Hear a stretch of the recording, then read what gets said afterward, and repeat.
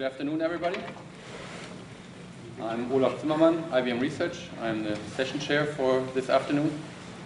Welcome to our little domain-driven design fest here at UXLA 2007. We have 3 papers from practitioners reporting about how they applied Eric Evans' work on domain-driven design on practical projects. Our first presentation will be by Ying Hu, and it titles "So We Thought We Knew Money." I think we all do know money. We'll see what we don't know. Stage is yours. Good afternoon, ladies and gentlemen. My name is Ying. I'm from Custom House Global Foreign Exchange. In this presentation, I'd like to share with you our experiences about domain modeling and refactoring. I'll show some code examples taken from our system to demonstrate the big differences before and after refactoring.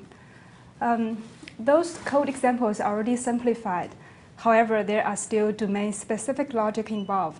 I sure hope everybody here likes money, so we don't get bored talking about it in the next 20 minutes. And this is the outline of today's discussion. Firstly, I'd like to give a brief introduction of our company and our domain. Some of the key terms would also be defined. And next, let's look at our previous implementation of those key terms and the problems associated with that implementation. To resolve those problems, we started to improve our domain model by clarifying the terms. And we come up with a few essential domain fundamental objects, abstract them, refine them, and spend time to design an intuitive interface. Those value objects made quite a difference in our system. We'll be seeing that through the new code side by side with the old code. And after that, let's look at the refactoring process where we replace the old implementation with the new design. There are some compromises and pitfalls in the whole process, and I think they were not uncommon for enterprise applications, and I think it would be valuable to share them as well. So Custom House Global Foreign Exchange is the biggest non-bank foreign exchange company in North America. We have 83 offices in 7 countries. Foreign exchanges is what we do. We handle billions of dollars annually for both corporate and individual users. In this industry, currency, money, rate, and markup are constantly talked about. They form the very core of our system. So what are they? Currency is the unit of exchange. It is usually represented by a 3-letter currency code. For example, USD for US dollars and CAD for Canadian dollars. Money is the amount of a particular currency. In our system, amount always goes side by side with currency. We never just say $20, it's always 20 US dollars or 20 CAD dollars, 20 Canadian dollars. And rate is the conversion between currencies. Rate knows how to convert a particular amount of currency into an amount of another currency. For example, with today's interest rate, USD CAD 1.01, we know that 100 US dollars is only equivalent to 101 Canadian dollars. And markup is more complex. But simply put, markup is just the difference between the rate we get from the market and the rate we offer to our customer. It is very similar to the profit a store makes selling apples. If we buy apple at $2 per pound wholesale and sell them at $2.5, then it's a 25% markup. In the foreign exchange business, markup are not that large, and I believe Custom House charges even less. So if you do have foreign exchange needs, please do consider Custom House Global Foreign Exchange. Now, let's look at how those terms were implemented in our system. I'm showing you the contract class. Contract is one of our domain objects. In the contract class, it has several members. It has a trading rate, a trade currency, trade amount, settlement currency, settlement amount, and markup. All those terms appeared here, but they were represented in decimals or strings. In other words, they were represented as primitive data types. Also, those terms appear in the code in the method name too, like this getRate method. It takes 2 strings and return a decimal amount. So what is the problem with representing domain concept with primitive data types? Let's see this example. In the contract class, we have this method called calculate settlement amount. Let's ignore the implementation and just look at the signature. It takes a boolean of rate direction, a trade amount decimal, and a trading rate, and derive at a new amount. Essentially, this is a method that does rate conversion. But rate conversion is a generic domain logic. Any object could use it, so why should contract know about that detail? By putting the implementation detail inside contract, it not only complicated contract itself, it also subtly couples contract with the other objects that might use rate. And not only that, if we look at the signature, this method doesn't tell us anything about which 2 currencies are involved in this conversion. We only see the Boolean true, the 200 decimal, and the rate 1.12. It tells nothing about the conversion logic. It's just a method that manipulates numbers. In the markup case, it is even worse. Markup is more complicated.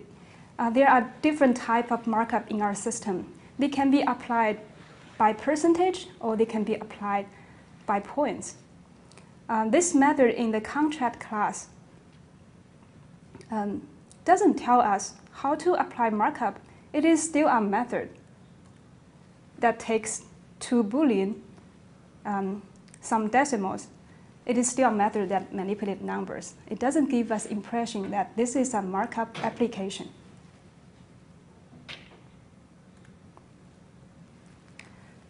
So basically, without the specific object to represent rate and represent markup, all the related logic were scattered in the object that used them. Those code were easily duplicated in several classes, and those objects were subtly coupled together. In early 2005, Custom House invited Eric Evans of Domain Language to work with us. We started several projects to improve our domain model by applying domain-driven design. The problem with the massive usage of primitive data types were identified very early in the process. The fact that we don't have the object representation of those concepts, indicating that we have holes left in the ubiquitous language, which should have been shared between development team and business. So, through code reviews and whiteboard discussions, quickly we started to refine the model by clarifying those terms. To make implicit concept explicit, we came up with the object design for those terms. As a result, we modeled currency, money, rate, and markup as value objects. Now let's look at our new rate object. The rate has now 3 members. It contains the 2 currencies involved in the conversion. They are the unit currency and settlement currency. It also contains the decimal value to convert between them. Major responsibility of rate is to convert one money into another. Hence, we have the method convert. It takes a money object and returns another money object. The previous calculate settlement amount inside contract class now can be removed from contract into the convert method. For contract to convert its trade amount, it only needs to obtain a rate object first and then ask the rate to convert its trading money into the settlement money. So this method clearly expresses a rate conversion logic through the signature. For markup, markup was modeled as one abstract base class with 3 concrete subclasses. Depending how markup would be applied, we have a percentage markup, a points markup, and a null markup. Major responsibility of markup is to apply itself to a rate and derive at a new rate. So the apply markup method inside contract class now was removed from contract and into one of the concrete markup classes encapsulated in the apply to method. So for the contract to apply markup, it only needs to obtain a markup object first and ask the markup to apply itself. We clearly see that with the markup object, whenever we call markup.applyTo, we know we are expressing a domain logic. So in addition to be able to encapsulate domain logic, value objects has other benefit too. Firstly, it greatly simplifies interface. The calculate profit method used to take 4 arguments, a trade currency, trade amount, and settlement currency, settlement amount. After refactoring, we only need 2. So currency and money, currency and amount are paired up to form the money object. So the new method only takes 2 arguments, a trade money and a settlement money. Also, let's look at the return value. Before, the calculate profit returns only a decimal. It is the amount of certain currency, but it doesn't tell you which currency it belongs to. With the new method, it returns the money object. The currency is encapsulated inside. So before, you have to look into the implementation to see that we have the assumption the returned currency is of the settlement currency. Now with the new method, this implicit assumption becomes explicit. Also, value objects ensures type safety. Before, the getRate method takes 2 currency strings. Although currency can be expressed by strings, it is not all strings are currency. And in our system, we only support a very limited number of currencies. Now, after refactoring, the new getRate method takes explicitly 2 currency object and returns a rate. To make sure only valid currencies can pass in, we can easily do that by calling factory method, getting the currency from a currency list. Those value objects were designed and implemented in isolation. They were also thoroughly unit tested. However, to replace the old implementation with this new design throughout the code base, it is not a trivial job. Let me give you an idea of our team setting. At that time, we had 9 developers working on a shared code base. We have unit test suites, and there is cruise control build server. It constantly monitors the CVS repository, and when there is a check-in, it does a full rebuild and run through the test suites to make sure the new check-in doesn't break the build. Among the 9 developers, only 2 of them were actively working on refactoring projects. The others were still working on upcoming releases. So not to compromise the release deadline, we only have 2 weeks to finish the redesign and refactoring. The primary tool we use for the refactoring is JetBrains ReSharper. ReSharper is an intelligent add-on to Visual Studio, and it proves to be indispensable. I would like to recommend that to everybody here. So because of the limited resource and time constraint, we made some conscious choice. We decided that exhaustively replace all the primitive data types throughout the code with the new design wouldn't be practical. We would only refactor important interfaces like this. In the order class, It used to expose two public property, settlement currency string and settlement amount decimal. And after refactoring, we expose a settlement money property. But the private members, the string, that's still decimal and string, still left there. This is because important interfaces, by interfaces I mean not just the C# interface object, but also the public method and properties exposed by our domain objects. Those interfaces reveals intention. It is very important for the interface to communicate to its users that what types of arguments are expected and what type are returned. It likes establishing a protocol between the provider and the user. But the private members, because they are private, they are not visible from outside of the class, so they do less harm. By using this strategy, it allows us to quickly refactor our entire system in just a few days without being too disruptive to the ongoing development work. However, those compromises had their price. 2 years after the refactoring, by the time we wrote this paper, we took a look at those objects again, and there were surprises. Look at this method. It is operator overloading. This method allows a rate to be implicitly cast as a decimal. So obviously somewhere in the code, people are using rate as decimal again, which is the exact opposite of what we did before. Clearly, because we left those left some legacy code around, they send out an unclear message. So without a vigilant mind, people just do things out of convenience instead of refactoring.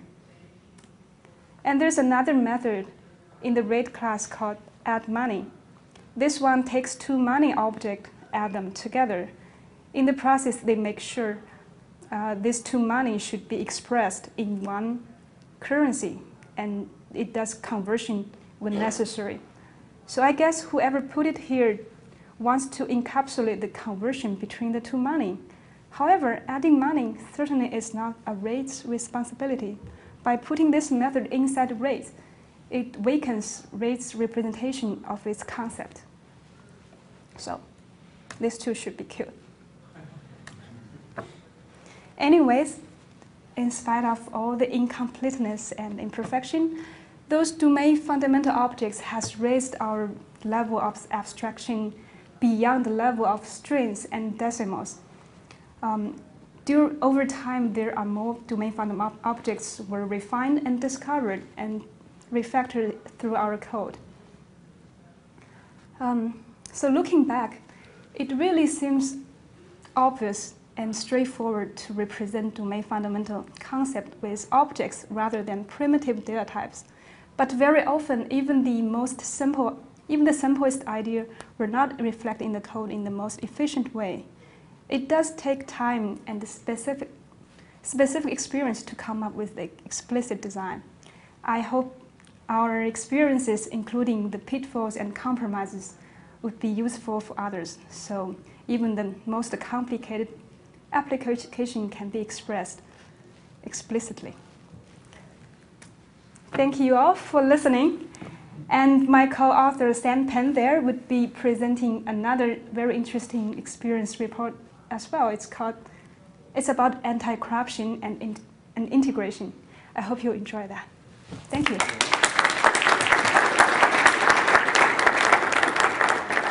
have time for questions. So after you were finished with this transfer, with the refactoring, did the 7 people who weren't part of the group doing the refactoring have any problems with adjusting to the new form of the code? We did whiteboard discussion during the process. So even only 2 people were actively working on it. We expressed the concept of encapsulating the domain fundamental concept into objects. So the whole team actually know what's happening there. But they only get the code when they do a checkout, and they will see the differences happening inside the code. Do you know whether there's anybody who has come up with a currency, say, framework, library, something? Because many people have these problems. In one of our last projects, we also had to build those amount classes, including all this perverted mathematics for handling truncating and amounts consisting of Swiss francs base and euro value-added tax parts and all this kind of stuff. And I guess there must be thousands of applications having very similar parts. Yeah, like I said, I think looking back, it seems so obvious to use object. But when we were doing the first implementation, it's just using decimals, and there's no place to put in those specific logic. Like rate can do the conversion, and rate also has the responsibility to do the very complicated rounding and inversion. Without the rate, where do you put them? You just put it into where you use them, and that kind of logic was scattered everywhere. So using a rate helps us to encapsulate all these rate-related issues together. Yes? So what was the problem that you're trying to solve in the first place? Like, were you at some point in your development where you couldn't move forward, or what was it that started you to go down this path? And the second thing is you mean what triggers us to start doing this? Our project before it was not that big, but with the ongoing evolving features, we feel that our model start to lose its crisp, and it needs some remodel to make sure that we can add more features in. And in 2004, I think, our architect went to the Uppsala conference and met Eric, and he is a huge fan of the domain-driven design concept. So they talked, and that's how it triggered inviting Eric to Custom House and to have a look at our model and identify any problems and see what we can do to improve our model. So the follow-on question is, how successful has that been? Like, I mean, how much has it changed your life? I can't say it changed my life completely, but when I first joined Custom House in 2004, it was dreadful for me to look at some part of the code. I don't understand them at all. You would see through Sam's presentation that there are part of code that nobody wants to look at. Bug counts are so high and it's not maintainable.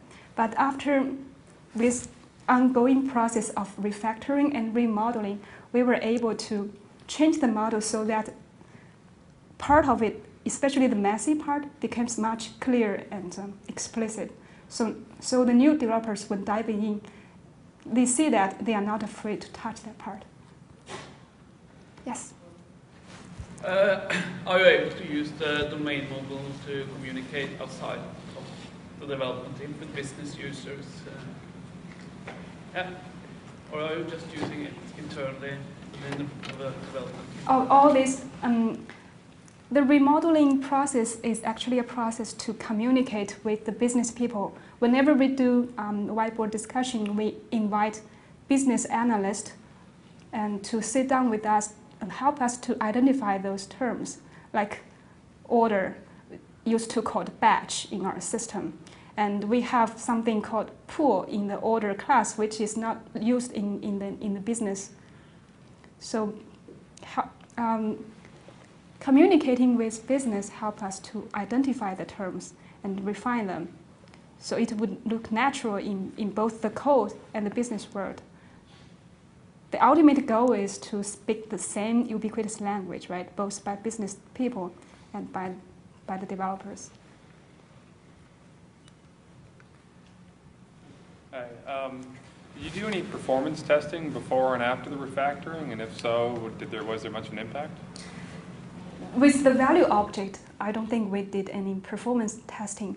But with some other part of refactoring, we do performance testing. We always do performance testing in the regression. So every new release, built up from the cruise control, the regression team take them and compare with the previous stats, and make sure it's not getting worse. And so was there an impact then? Or? We don't see any impact with this particular money or rate changes. Yes. Just a comment on the earlier question as to whether someone has already done a money class. I knew I'd read the book. It was test-driven development by example. There's a whole section in it about Ward Cunningham doing some work on that. Yes, make sure to read that. Okay, thank you, everybody.